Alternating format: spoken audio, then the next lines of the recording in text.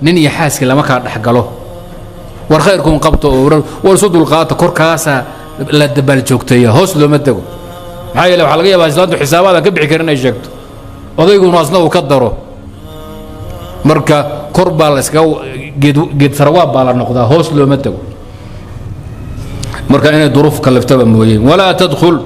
hagalin wala tatakallam haka hadlin bayna almar'ati haweenay iyo wazawjaha ninkeeda lama ka dhaxgalo allahumma inad ku qasabnaato mooyee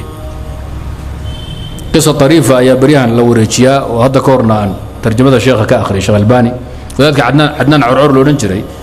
wuxuu ka sheekeeyey maamadii xaaskii weynaa sheekh albani waxaa isku dhacay sheekh maxamed sidda albani ah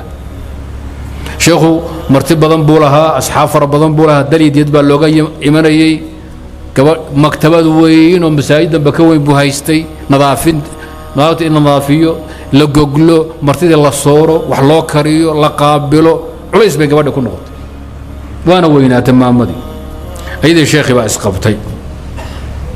أو شو وقت كات صلح بقى الله قبها هذا إن لا نحكله عدنا نعرض الشيخ أردقي سابا لو ينا كان نحكل أيوه وحكوه مري ما مضي بوده هذا الحاسكي شيخ بوده هذا شيخ البر وحنا قول انا مدعي ودب شيغانا ايه ايوه مدعى عليه انا هورت هذا يقول بالله ما يوحوا لي غبدان كو بلاابايا حكم بعد iga dhigateen garta iida sheekhu xiruuga aan noqdo ardayga aan noqdo garta aniga iida soo xakamiya xor baana ayadan ka bilaabaya hada waa dulmi saa hadan yeelaynin waa idinka dhaxbaxaya ma yabal wad buuri arday indhaada baad noqotay gabadhi baa hadashay gabadhi warkii markay dhamaysay iyo cadnaan curcur wuxuu yiri sheekh albani oo dhaalim baata oo ma ra dhaalima hadaan iga dhageyso waxa la rabaa inaad muddaciga dhageysato hal dhinac baad dhageysatay goormaad xukuntaa waan ku xukumay dhaalim baata saa xukunku ku qaadan soo aan ka taga waan qaatay buuri maxaad xukuntay laakiin waxaan xukumay gabadha waa dulantay shaqaysa ka bixi karin baad la timid hawlo badan baad la timid ina caawisana waa diiday waxaan kugu xukumay xaas labaad inaad guursato oo maamada caawiya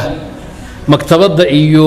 martida soo dhaweynteeda iyo shaqaalaha iyo hawlaha qabata ayaduna guriga iyo carruurta waaweyn ha ku ekaato dhaalim baad hawl ka badan baad ku mashaqaysay maamadii gabar yar wanaad keento islaanti masayr baad taaftay waxay tiri sheekh hawsha dhan anaa isku qabanay farxa ka qaadbayt